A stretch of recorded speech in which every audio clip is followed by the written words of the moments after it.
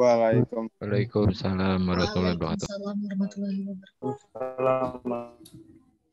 wabarakatuh. Oke, kita lanjutkan. Ini pertemuan pertemuan ke-6 ya.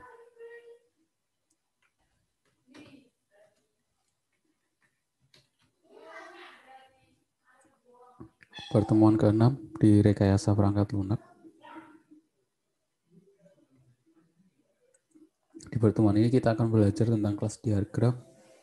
Terus nanti akan masuk ke penggunaan database MySQL. Kita akan belajar tentang cara mengolah data, menampilkan data di MySQL atau SQL.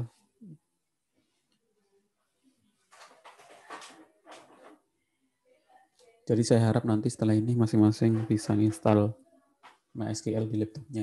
Bisa install pakai SAM atau cuma MySQL atau yang lain-lain. Yang penting masing-masing sudah menginstal aplikasi MySQL atau database MySQL di laptopnya masing-masing. Nah, di kelas diagram, di pembuatan model dengan menggunakan UML, itu ada beberapa model ya. Kalau di DFD kita hanya mengenal DFD, kode diagram konteks DFD, sama DFD level 0, sama DFD level 1. Nah, di aturan yang lain kita bisa menggunakan UML. Nah, UML itu terdiri dari apa saja? Yang pertama, yang kita sudah pelajari minggu kemarin ada use case diagram. Terus ada juga yang namanya diagram activity. Terus kita di pertemuan ini akan belajar tentang kelas diagram. Ini bagian dari pembuatan objek menggunakan UML, yaitu use case diagram, diagram activity, sama kelas diagram. Di pertemuan ini kita akan belajar tentang pembuatan kelas diagram. Habis itu kita akan mengenal langsung dengan database MySQL karena di kelas diagram ini kita akan menjumpai namanya tabel dan atribut ya. Sudah ada hubungannya dengan database. Apa yang ada dalam kelas diagram? Di dalam kelas diagram itu ya pasti ada namanya kelas dan interface beserta atribut dan operasinya. Kelas atau objek ini biasanya kita sebut nanti kalau dalam sistem menjadi tabel. Relasi yang terjadi antar objek, constraint terhadap objek-objek yang saling berhubungan, inheritance atau organisasi kelas yang lebih baik. Inheritance itu artinya keturunan dari kelas yang saling berhubungan. Selanjutnya, di kelas diagram mampu membantu proses pembuatan sistem dengan memanfaatkan konsep forward atau reverse engineering, memiliki dua komponen penting, struktural, ciri berbeda antara objek, dan behavioral, tingkah laku atau objek yang mampu dilakukan objek. Maksudnya apa? Contohnya seperti soalnya ada kelas pintu. Ini hanya contoh ya. Mungkin di dalam perangkat lunak itu ada beberapa kelas, mungkin kelas apa itu ya, pengguna atau customer atau yang lain. Contohnya ini adalah pintu. Pintu strukturnya ada lebar, tinggi, warna, behaviornya bisa buka sama tutup. Jadi kalau nanti kita gambarkan dalam kelas diagram, jadi kelas diagram pintu, struktur kita tulis di atas, lebar, tinggi, warna, behavior, buka, tutup itu kita tulis di bawah.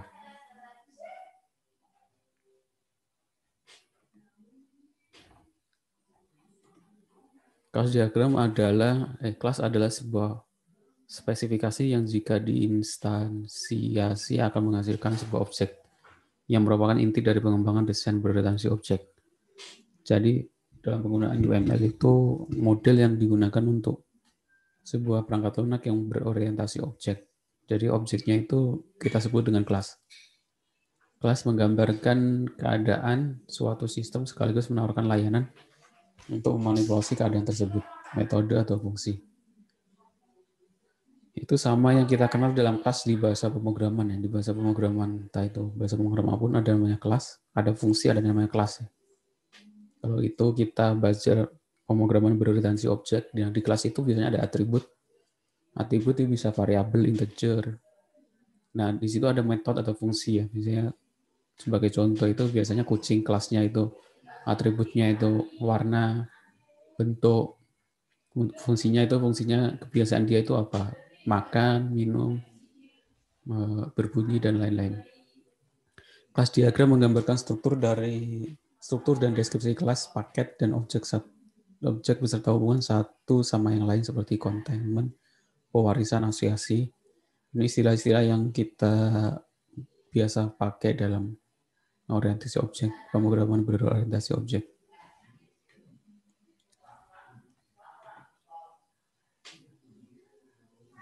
Jadi kelas diagram itu memiliki 3 area pokok yang utama. Yang pertama adalah namanya, pasti ada nama kelasnya, terus atribut dan metode.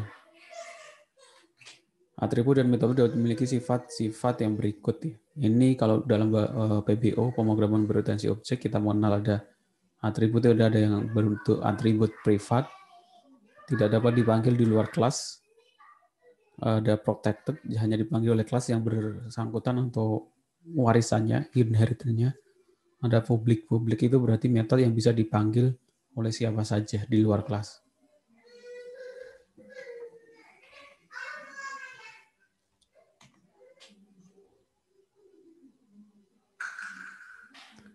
Kelas diagram membantu visualisasi dan struktur kelas-kelas lain dari suatu sistem dan hubungan antar kelas, inheritance, aggregation, association, dan penjelasan detail tiap kelas. Diagram ini merupakan fondasi untuk komponen diagram dan development diagram.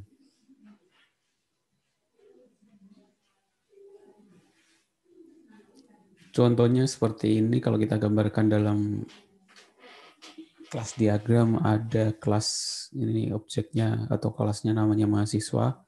Yang paling atas itu namanya kelas name atau nama kelasnya, ditulis nama atas. Yang di tengah itu adalah atribut atau propertinya. Kalau tadi kan kucing, atributnya nama, tinggi badan, warna. Kalau mahasiswa, atributnya apa? Yang pasti name, nama, alamat. Metodenya apa? Metodenya mungkin kuliah, cuti, KKP, dan lain-lain.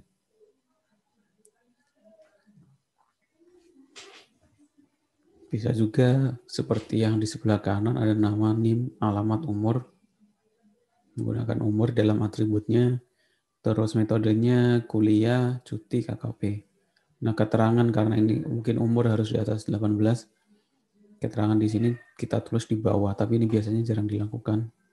Cukup 3 ini, nama kelas, atribut atau properti data, sama metode atau fungsinya.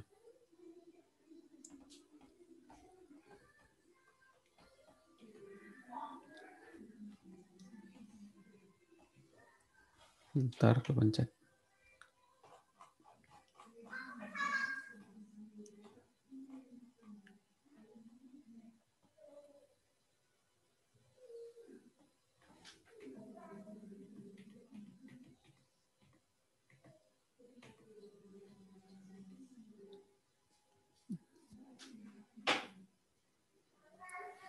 Ini aturan dalam pembuatan kelas diagram. Yang tadi disarankan untuk menggambar tanpa 3 section ini. Kadang-kadang boleh ada section tambahan untuk menggambarkan keterangan kelas. Setiap atribut atau metode diperbolehkan ada sebuah keterangan. Keterangan itu yang ditulis di paling bawah tadi.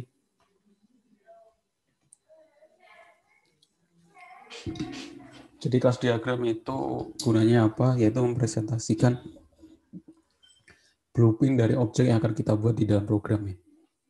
Properti itu ciri khas dari pembedaan antar objek. Metode itu aksi yang dapat dilakukan oleh objek tersebut. Contoh kelas diagramnya mungkin ada di sini ada kelas manusia. Atributnya nama, usia, tanggal lahir, metodenya berjalan, makan, minum. Dibuat dengan notasi kotak dengan 3 bagian. Paling atas adalah nama kelas, yang tengah atribut, yang paling bawah adalah metode atau operasi. Ini keterangannya yang paling dimaksud dengan objek. Objek adalah instansiasi dari kelas. Kalau dalam DFD, objek itu ya yang kita bentuk dalam kotak itu ya, ada customer yang berhubungan dengan sistem admin atau pelanggan atau kepala divisi dan lain-lain. Objek adalah orang, tempat, kejadian, sesuatu yang dimana kita mau menangkap informasi. Contohnya tadi kelas mahasiswa, objek mahasiswa, NIM, nama, alamat, umur.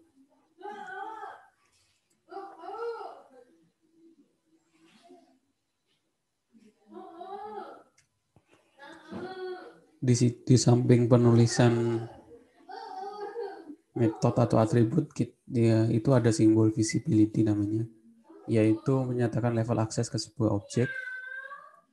Visibility dapat diterapkan pada atribut atau metode. Tampilkan visibility secara urut berkelompok mulai dari urutan tinggi. Tipe data dari sebuah atribut dapat disertakan. Jadi semuanya ada kelas A. Tadi kita mengenal ada yang namanya metode public, protected, dan privat. Nah, masing-masing itu punya simbol ya. Kalau public itu plus, kalau protected itu pagar, kalau privat itu min. Kalau public itu bisa diakses siapa saja, protected itu hanya diakses oleh kelas tersebut sama turunannya, kalau privat itu hanya diakses oleh kelas tersebut. Sebenarnya seperti ini, ada variabel A2, kelas A. Ini ada tipe datanya atau visibility-nya itu adalah protected, yang A1 ini privat.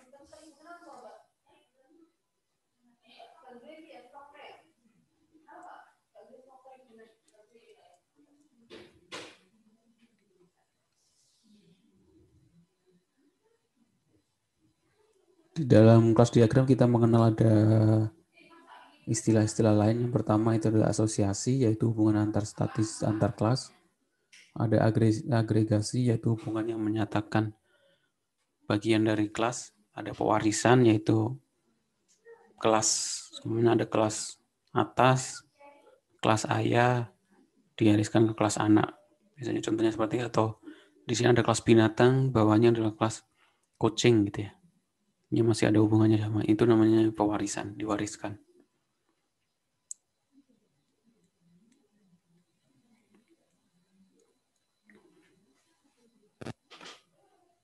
Generation ini sama dengan kardinalitas dalam ER diagram. Mungkin kalian nanti akan belajar di semester ini, semester depan ada one to one, many to many. Maksudnya itu seperti ini, seumpama satu orang person atau satu orang manusia berhubungan dalam satu alamat address atau satu alamat yang saling berhubungan satu-satu atau banyak ke satu dan lain-lain.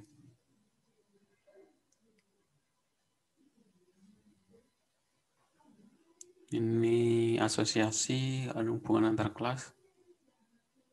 Contoh kelas diagram seperti ini. Ini semuanya ada customer. Ini ada simbol 1, artinya setiap customer berhubungan sama banyak order atau 0. Dari customer, nama, address, melakukan order, data status. Metodenya dalam order itu kalkulasi total, kalkulasi pajak, kalkulasi berat. Dia berhubungan dengan kelas payment, pembayaran, total pembayaran. Total pembayaran ada terdiri dari 3 kelas lain, yaitu ada kredit, ada cash, ada cek. Terus di dalam order ada istilahnya order detail yang terdiri dari quantity sama status. Di order detail berhubungan dengan item yang akan dibeli ya. Ini contoh penggambaran kelas. Nanti saya kasih contoh yang lebih simpel. Ini contoh berbahasa Inggris. Ini asosiasi objek kelas rotasi multivariate.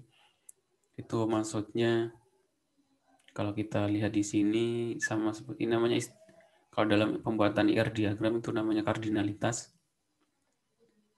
Kalau kalian sudah belajar tentang manajemen basis data, saya kasih contoh semuanya di sini ada 1 atau dibiarkan kosong, berarti di sini ada karyawan sama departemen. Seorang karyawan bekerja pada 1 dan hanya 1 departemen. Jadi kalau dibiarkan kosong seperti ini atau ditulis 1, berarti 1 karyawan terhubung dengan 1 departemen. 0 or 1 artinya seorang karyawan memiliki 1 atau tidak sama sekali. Seorang karyawan punya punya 1 departemen atau tidak sama sekali. 0 or mode artinya customer dapat melakukan pembayaran sampai beberapa kali. Cuma di sini ada customer, ini ada pembayaran. Kalau ditulis 0 dan bintang atau more maka artinya bisa melakukan beberapa kali pembayaran di kelas diagram tersebut. Di sini juga ada menu lain, yaitu 1 or more, dari 0 or more. Universitas menawarkan paling sedikit. Nah, kalau ada paling sedikitnya 1, berarti 1 or more. Juga ada istilahnya specific rank, sebuah tim memiliki pertandingan jadwal 7 atau 8, 9 pertandingan. Nah, ini tapi jarang ditulis di dalam kelas diagram, biasanya ditampilkan nanti di pembuatan IR diagram.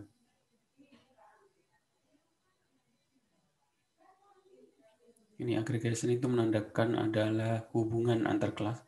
Sebenarnya ada mahasiswa, dia memiliki hubungan apakah dia bekerja atau punya wali dan orang tua. Nah, itu disimpulkan dalam bentuk segitiga di tengahnya.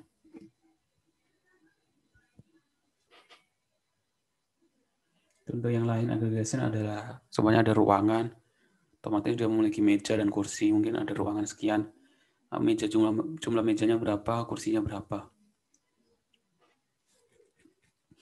Ini penting nanti kalau kita sudah mengenal database ya, bagaimana menampilkan data, semua ada sistem gitu kan. Ada sistem di sini menampilkan data ruangan. Kalau kita klik data ruangan ini akan menampilkan jumlah kursi dan jumlah mejanya. Nah, itu penggambaran kelas diagramnya seperti ini. Ada ruangan, dia memiliki meja dan kursi.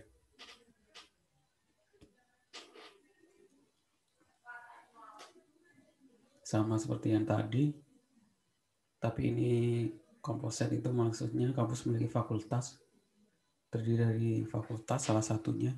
Tidak ada kampus maka tidak ada fakultas. Jadi kalau yang tadi kalau kursi dan meja kan tetap ada walaupun nggak ada ruangannya. Tapi ketika itu saling membutuhkan, maksudnya kalau ada ruangan baru ada kursi atau meja. Contohnya seperti ini, mungkin universitas, fakultas. Jadi kalau ada fakultas otomatis ada universitas ya. Nah, itu menggunakan simbol komposit seperti ini. Perbedaannya di itu saja.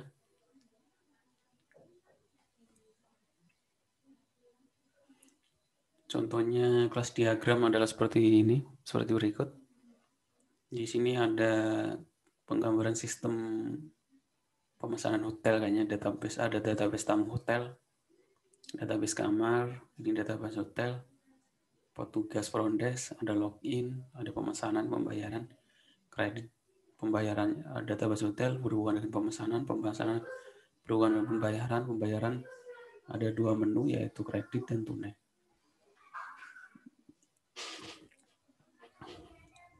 Oke, mungkin sampai sini ada yang ditanyakan. Silakan kalau ada yang ditanyakan.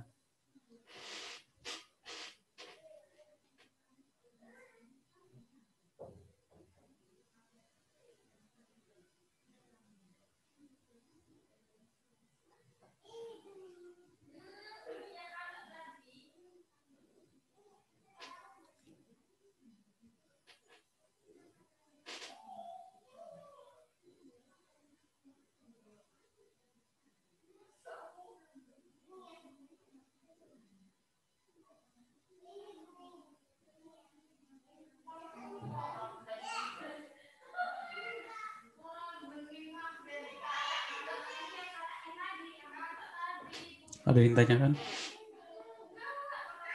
Tidak, Pak. Nggak Pak, ada. itu di sini artinya apa, Pak? Di contoh tabel ini, Pak. Maksudnya? Di diagram ini, Pak. Ya. Ada void itu tuh di bawah, di method ya, Pak? Yaitu metode. Jadi kelas kan terdiri dari nama kelas yang pertama, yang tengah itu adalah atribut atau properti, yang bawah ini namanya metode. Ya, terus ada void-nya itu di method apa itu, Pak? Maksudnya apa, Pak? Ini lebih ke menandakan bahwa itu suatu metode ya, void. Oh, untuk menandakan saja, Pak? Iya. Oh iya, terima kasih. Iya, sama-sama. Sebenarnya nggak ditulis metode juga nggak apa-apa kalau di dalam baris yang paling bawah itu sudah menandakan bahwa itu adalah sebuah metode atau fungsi.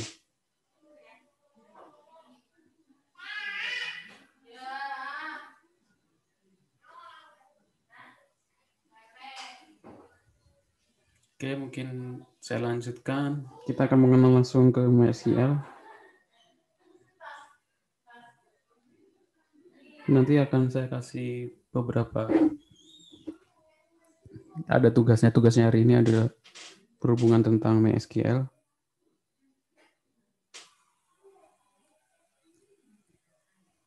Mungkin yang belum mengenal MySQL itu apa?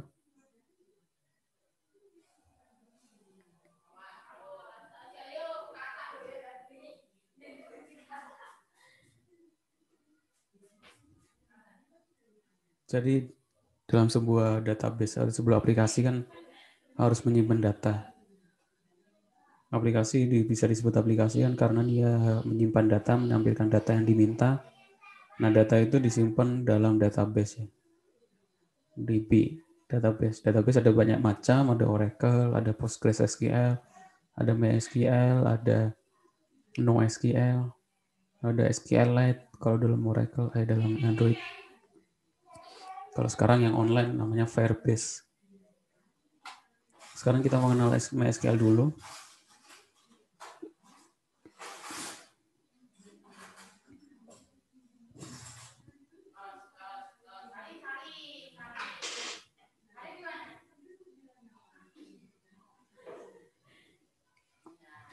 Database adalah kumpulan data yang tersusun secara sistematis sehingga akan memudahkan pengguna untuk mengakses dan mengatur sehingga akan menghasilkan sebuah informasi yang efektif dan efisien. Database dapat berdiri sendiri dan juga dapat digabungkan menjadi satu satuan. Sistem manajemen database merupakan software digunakan untuk mengolah database sampai mengatur hak akses. Sistem manajemen database disebut juga RDMS ya. Relational Database Management System. Basis data, apa yang dimaksud basis data? Basis data himpunan kelompok data saling berhubungan. Komponen sistem database itu ada perangkat keras, ada operasi sistem, ada database-nya atau basis datanya, DBMS-nya, database management system-nya, contohnya itu perangkat lunak yang memaintain data dalam jumlah besar, contohnya MySQL. Pemakai, user, atau aplikasi perangkat lunak, yaitu aplikasi yang berhubungan sama database. Pengenalan database dibagi dalam dua bentuk, yaitu data definition language, ada data manipulation language atau DML dan DDL. DDL digunakan untuk membuat tabel, indeks, membuat tabel, menentukan struktur tabel. Kalau DML adalah untuk memanipulasi tabel, contohnya pemanggilan data yang tersimpan ke database, penyisipan penambahan baru, database baru, penghapusan data, pengubahan data.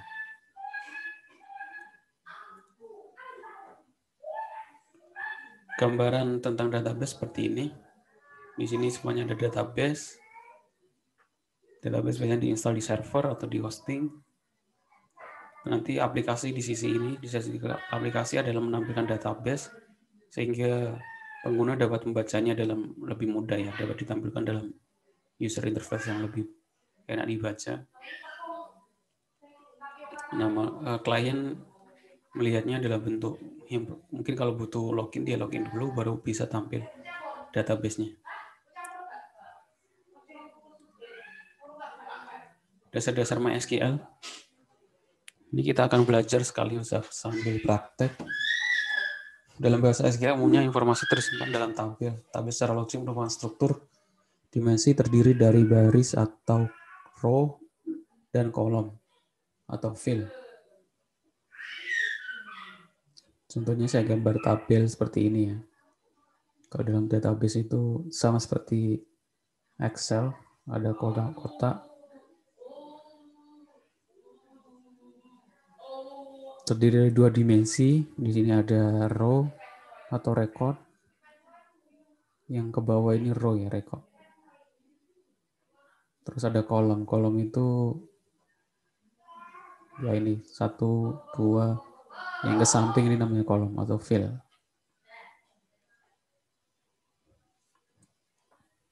Nah, dalam sebuah database terdiri dari beberapa tabel. Ini tabel pertama, soal di sini ada tabel lagi. Di atasnya ada tabel lagi. Nah, itu terhubung menjadi satu nama database. Jadi database itu kumpulan dari beberapa tabel.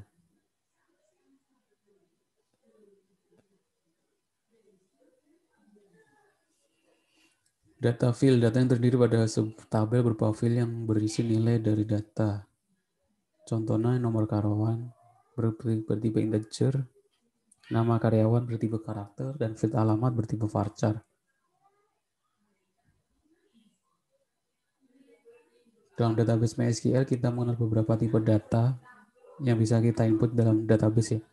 Ada integer untuk angka, ada float untuk angka pecahan, date untuk data, tanggal, datetime untuk tanggal dan waktu, ada waktunya detiknya, nggak cuma tahun dan bulan.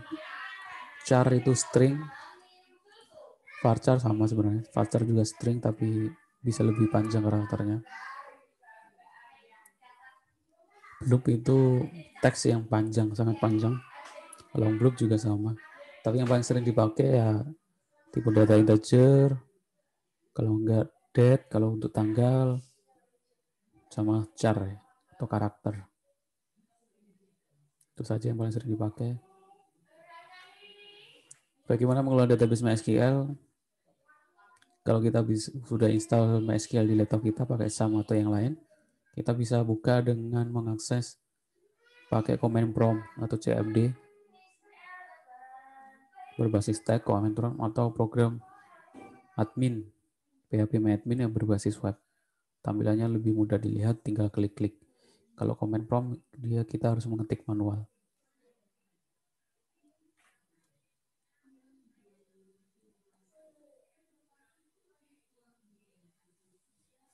Nah, untuk menjalankannya mungkin saya kasih contoh.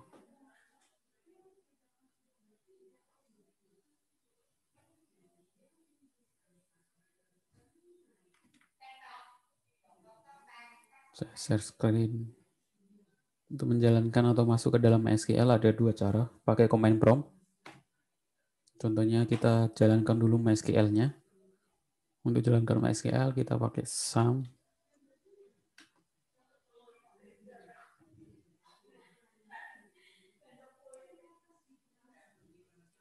Kita klik start untuk Apache. Apache itu untuk menjalankan web server. Biar kita bisa buka PHP admin ya. Sama MySQL untuk menjalankan MySQL-nya. Nah, kalau sudah jalan dia ada tulisan start warna hijau, habis itu kita buka MySQL pakai command prompt, kita klik command prompt atau CMD.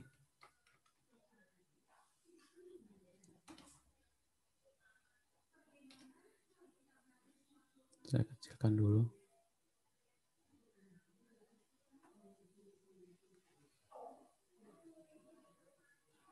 Saya ganti warnanya menjadi putih biar kelihatan.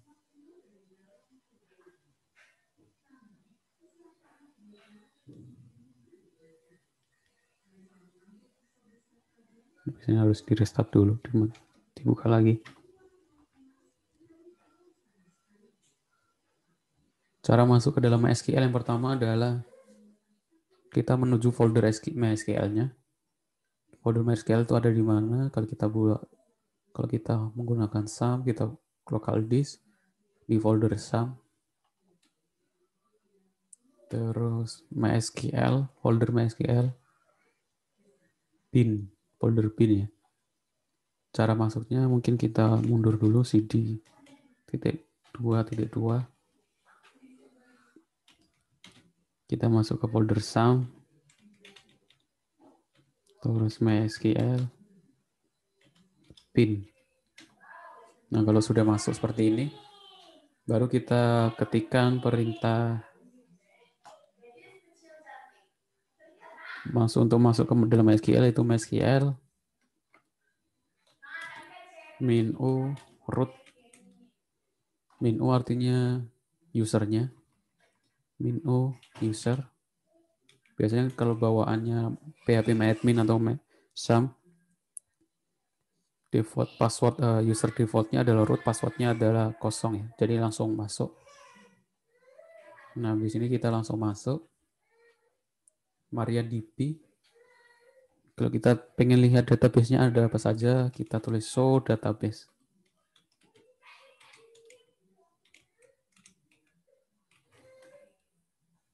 Ini ada banyak. Saya pilih salah satu. Ini ada database name. Untuk masuk ke dalam salah satu database, kita tulis use name.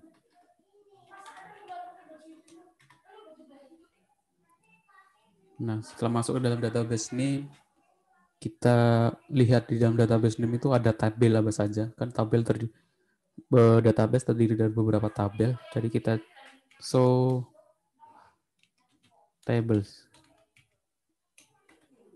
Nah, di sini ada 3 tabel, ada tabel ambil, tabel kuliah, tabel mahasiswa.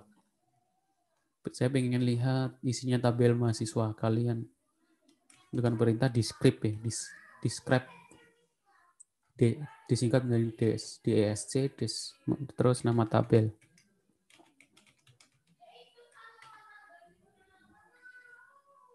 Saya salah nulis mahasiswa. Nah, kalau kita lihat di sini di field nama mahasiswa ini, makanya kenapa saya bilang kelas diagram ada hubungannya sama tabel, karena di kelas diagram itu, kelas itu sebenarnya nama tabel. Ini ada tabel mahasiswa. Atributnya itu isinya tabel itu ada name, nama mahasiswa, alamat, email. Metodenya nanti nggak ada hubungannya sama database, dia hubungannya ke aplikasinya. Jadi kita langsung belajar ke MySQL. Contohnya saya sudah buat. Di sini ada tabel mahasiswa, isinya name, nama mahasiswa, alamat, email. Ini namanya untuk melihat isi tabelnya ya, bukan melihat field header tabelnya itu. Tapi kalau kita melihat isinya, kita pakai perintah select bintang itu untuk menampilkan semuanya isinya from mahasiswa. Nah, kalau kita select bintang from mahasiswa itu menampilkan isi semua tabel mahasiswa. Kalau isinya banyak ya ditampilkan banyak ya. Kali ini kebetulan isinya cuma 2. Select bintang from mahasiswa isinya cuma Bagus sama Dedi, alamat sama email. Nah, itu kalau menggunakan command prompt. Tapi kalau menggunakan phpMyAdmin, yaitu tampilan MySQL berbasis web, kita klik pertama localhost.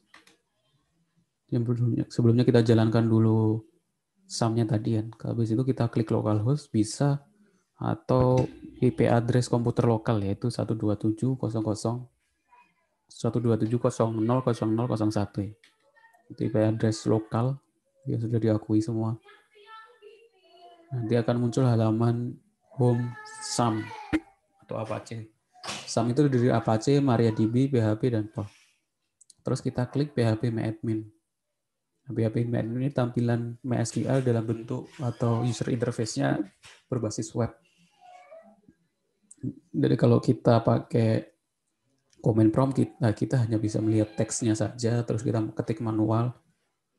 Kalau phpMyAdmin kita sudah dalam bentuk tampilan database yang berbasis web ya. Jadi kita tampilannya seperti ini, ada beberapa menu. Pilih dulu database-nya. Ini kalau dilihat saja ada banyak database yang udah pernah saya buat. Kalau kalian baru install mungkin nggak ada, jadi kalian harus buat database dulu.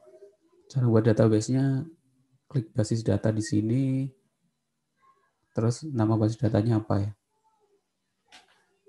Contoh tadi yang saya gunakan adalah name. Nah, name ini ada ambil kuliah mahasiswa. Kalau kita klik mahasiswa, nah di sini ada datanya, name, nama mahasiswa, alamat, email. Kalau kita tinggal ngedit, kita tinggal klik di sini ubah. Tapi kalau dalam command prompt ngedit, kita harus pakai perintah command prompt. Pakai sintak query SQL.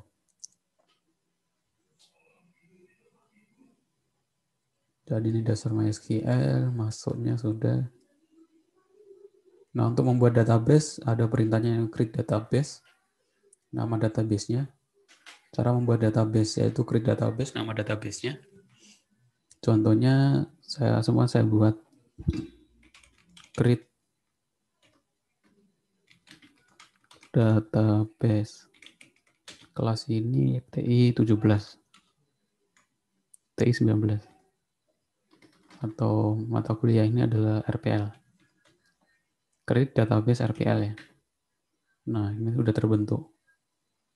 Kalau dalam PHP admin buat database, kita klik home dulu. Dia nggak menggunakan perintah ya, tinggal kita klik basis data, kita tulis RPL ya. RPL karena sudah buat, kita tulis RPL 2. Nah, sudah terbuat database RPL, tinggal membuat tabel. Di sini kita mau buat tabel apa, jumlah kolomnya ada berapa. Kalau di sini kita buat tabel ya, create table. Nanti ada contohnya, bentar saya tampilkan dulu. Jadi buat database seperti itu. Setelah kita buat, kita masuk ke dalamnya dengan perintah use, nama database. Nah, create tabel contohnya seperti ini ya. Kalau menggunakan command prompt, pakai create table karyawan. Saya copy saja. Saya taruh di notepad dulu biar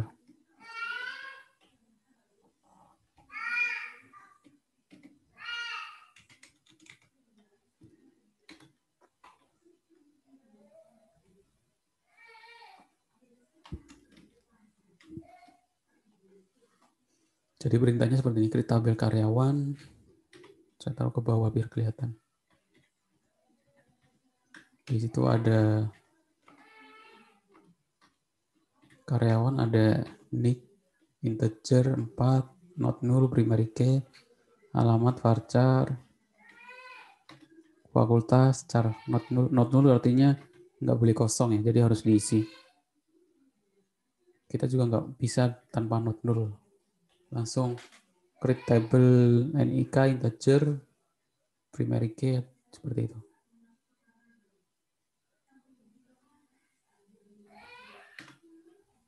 Nah, di sini saya membuat create table karyawan, NIK, nama, alamat, fakultas, usia ya. Kalau kita pengen lihat isinya, kita masuk dulu ke database-nya. Oh, saya masih ke dalam database name, jadi kita show table yang ada di dalam name. Ini ada tabel karyawan, ini yang paling bawah. Yang baru saja saya buat. Kita lihat isinya pakai disk. Lihat isi file-nya ya. Nah, di sini ada nick, nama, alamat, fakultas. Kalau pakai saya perintah select bintang, belum ada isinya, dia nggak muncul ya.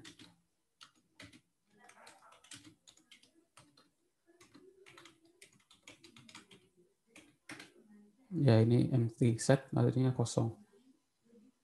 Itu cara buat tabel dalam bentuk command prompt. Kalau dalam PHP admin ya, kita buat tabel karyawan gitu ya. Kita nggak usah nulis manual. Jumlah kolomnya ada berapa? Mungkin ada 3. Kirim. Baru kita buat namanya. Yang pertama mungkin NIK. Tipe datanya integer. Kita pilih auto increment aja, otomatis. Dia primary key. Dari sini nama. Ini alamat ya. Jangan lupa ganti nama, tipe datanya varchar. Alamat juga varchar. Bisa kita tulis panjang nilainya, varcharnya berapa. 20 mungkin. Kalau kita simpan. Nah, ini muncul tabel karyawan. Belum ada isinya karena belum diisi ya. Jadi kalau ini isinya, kita tambahkan di sini. Nama contoh 1. Saya samakan semua.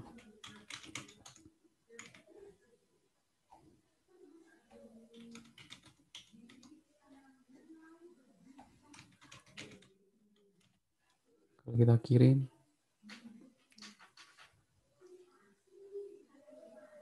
berhasil, 2 baris ditambahkan. Nah, ini ada contoh 1, contoh 2, alamat 1, alamat 2. Itu perbedaan menggunakan command prompt sama PHP admin. Nah, untuk memasukkan data ke dalam tabel karyawan ya, kalau tadi ini contohnya ini seperti ini, insert into, perintahnya adalah insert into tabel, nama tabel karyawan, value atau nilainya, terus ini NIK-nya, ini nama, ini alamat, terus ini fakultas, ini umur. Kalau kita copy untuk insert data menggunakan command prompt seperti ini, jadi harus ditulis manual. Nah, query OK, satu row affected. Kalau kita lihat baru muncul nikah, nama, alamat, fakultas, usia.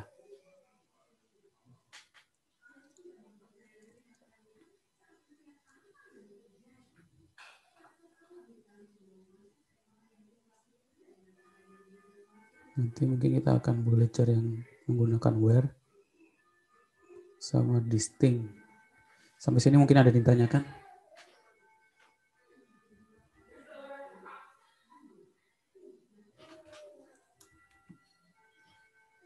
Sampai sini mungkin ada yang ditanyakan?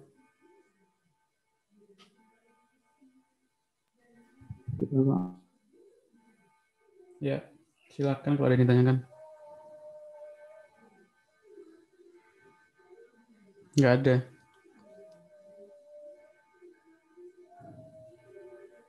Tidak, Pak. Kalau nggak ada, saya langsung ke tugas hari ini ya. Jadi untuk menambah pemahaman kalian, jadi ada website yang digunakan untuk belajar bahasa pemrograman, namanya SoloLearn. Saya tulis tugasnya di sini mungkin.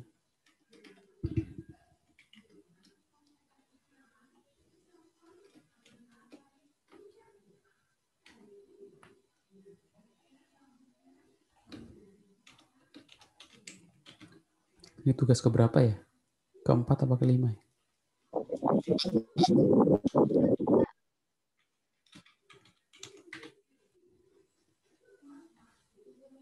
Saya buka dulu Google Drive.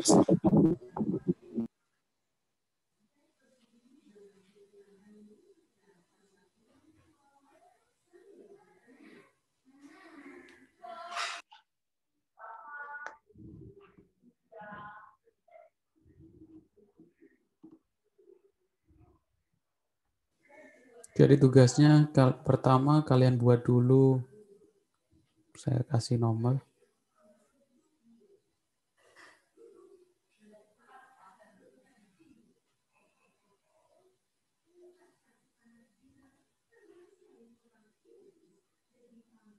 Yang pertama adalah kunjungi buka website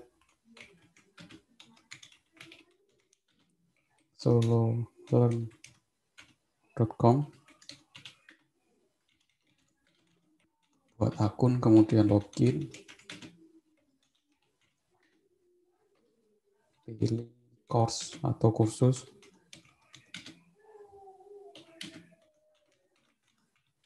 SQL. Selesaikan pertanyaan modul basic concept.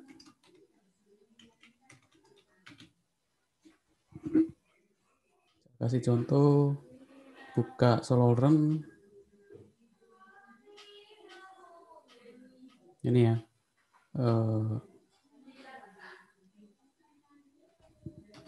Saya ketik home dulu, SoloLearn. Kalian bisa belajar bahasa pemrograman di sini. Kalian buat akun dulu. Di sini kalau kita klik view all course, semua kursus. Kalian login dulu menggunakan email kalian. Terus kalian pilih SQL.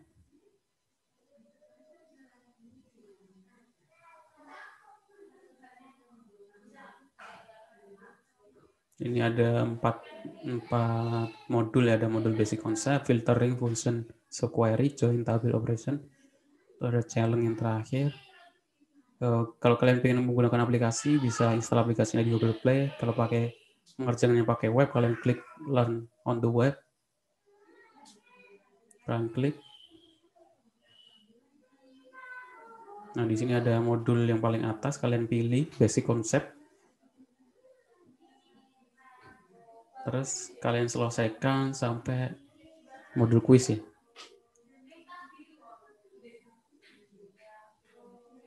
Jadi setiap masing-masing ini ada pertanyaan. Kalian bisa terjemahkan bahasa Indonesia kalau kesusahan dan bahasa Inggris. Yang pertama itu adalah materi dulu, SQL Low to Run Multiple Query. Terus itu dia masuk ke pertanyaan. Whenever you run multiple query, each query must end with semicolon. You get ini kalian pilih yang benar yang mana. You get an error because it's not possible to run.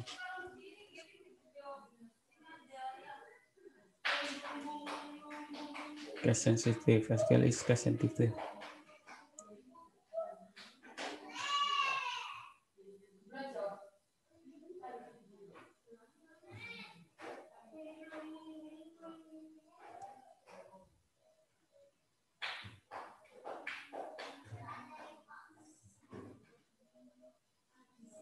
Jadi kalian selesaikan sampai modul 1 selesai. Oke. Mungkin ada yang ditanyakan?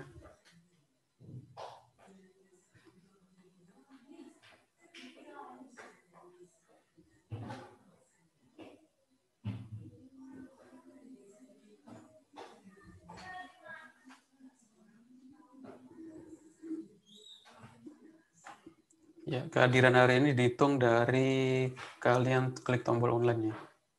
Jadi yang belum klik tombol online, silakan klik karena nanti kehadiran saya hitung dari mengklik tombol online.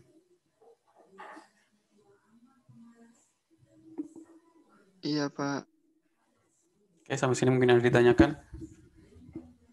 Nanti setelah selesai menggunakan Soloren, kalian screenshot profil kalian.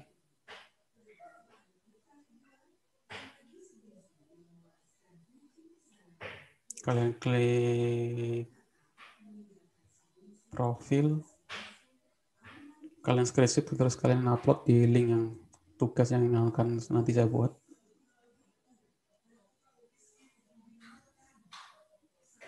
Nah, nanti kalian tampilkan SQL. EXP-nya nanti saya minimal harus berapa nanti saya tulis dulu. Saya kasih kemungkinan minimalnya harus di atas 55.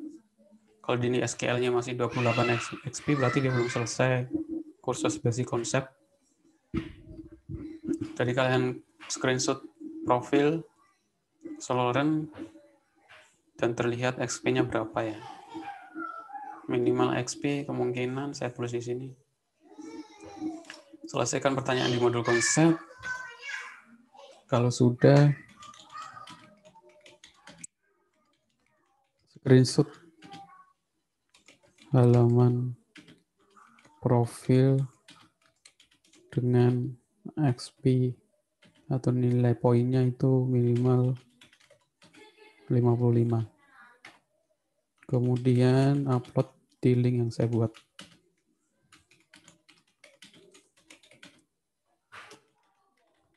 Oke. Sampai sini mungkin ada yang ditanyakan? Maaf tanya. Ya. Silakan. Itu tugasnya diupload kayak biasa ya? Ya, kayak biasa. Screenshot-nya diasukin ke Word. Di Word terus dikejar PDF gitu, Pak. Ya, dimasukin ke Word boleh, langsung screenshot-nya gambar di-upload di Google Drive, terus di-share juga boleh ya. Oh iya, makasih Pak. Iya, sama-sama. Yang lain mungkin ada yang ditanyakan?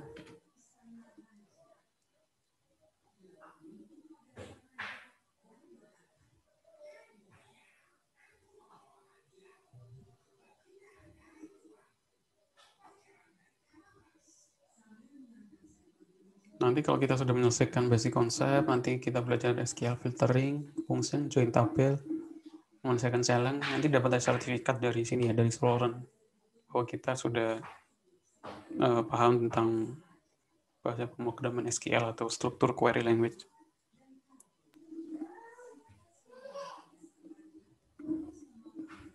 Oke, kalau nggak ada ditanyakan mungkin bisa saya akhiri. Untuk pertemuan minggu. Mau nanya Pak, Ya, silakan. waktu pekerjaannya Waktu pekerjaannya berapa ya, Pak? Waktu pengerjaannya sampai minggu depan ya, sampai hari Senin depan. Kalau minggu kemarin kan tugas 3 itu sampai hari ini. Nanti saya cek hari ini. Dan selanjutnya untuk tugas ini sampai minggu depan. Minggu depan berarti ya, Pak? Ya. Baik, Pak. Ya, sama-sama.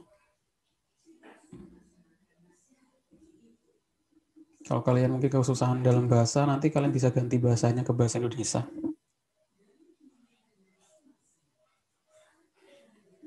Oke, yang lain mungkin ada yang ditanyakan.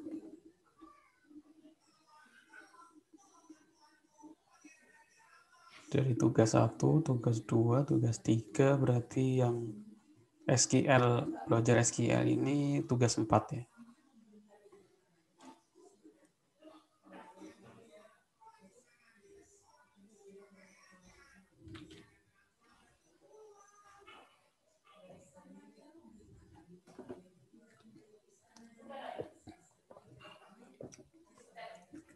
Kalau nggak ada yang ditanyakan mungkin cukup.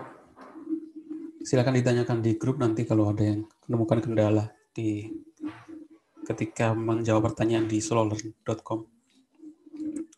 Terima kasih atas perhatiannya. Mohon maaf kalau ada salah-salah kata. Terima kasih juga kedatangannya. Saya buat tugas ini tujuannya hanya untuk bukan memberatkan ya, tapi buat praktek gitu ya. Maksudnya kalau saya buat praktek atau tugas langsung perintah ini, kalian cuma bisa mengerjakan, tapi kalau saya suruh perintah untuk solo learn ini, ketika kalian selesai konsep ini semuanya, kalian juga dapat sertifikat dari solo learn ya. Ini website internasional.